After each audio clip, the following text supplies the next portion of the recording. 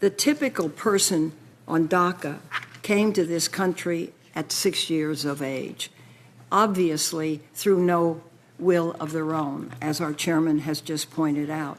So the United States is really the only home that they know. And around a third of these live in my state of California.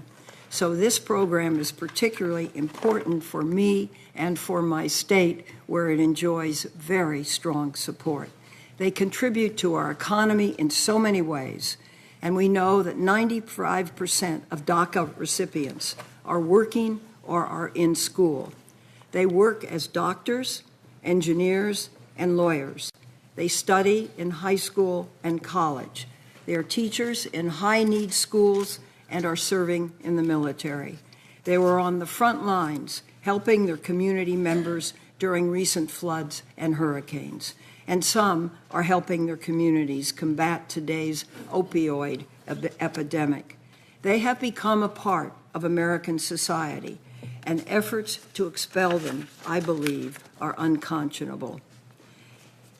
It's not just California, but DACA recipients came out of the shadows, and they contribute to communities all across this country. These young people have put their trust in the federal government, and they have done everything asked of them. They're counting on us to put aside partisanship and find a solution to this problem. They're looking to us to do what's right. And so, by this poll and others, are the American people. I'd like to quickly share the story of just one dreamer I met in August, Dianne Sanchez. Dianne was brought to this country when she was just 1. Today, she lives in East Oakland. She is a 23-year-old graduate from UC Santa Cruz with a degree in psychology. After nearly 23 years in this country, her parents were recently deported. They had no criminal records. They paid their taxes, and they owned their home, where I met the family. Her mom worked as an oncology nurse at Highland Hospital, and her dad worked as a truck driver. They paid their taxes.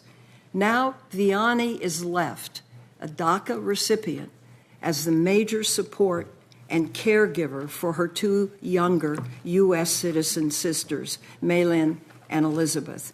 And she's facing the uncertainty that she, too, could lose protection and be deported. Every day we fail to act means one more day that hundreds of thousands of dreamers, like Dianne, are forced to live with this cloud hanging over them. No family in America should be forced to face this fear and uncertainty at the hands of their own government. So I hope my colleagues will join me in supporting Senators Graham and Durbin in passing the DREAM Act. These youth should not be political footballs. They shouldn't be asked to choose between their future and their families, and they should have the certainty of permanent immigration status. I have received literally hundreds of letters in support of the DREAM Act, which I ask, Mr. Chairman, be inserted in the record. Without objection, it'll be inserted. Thank you.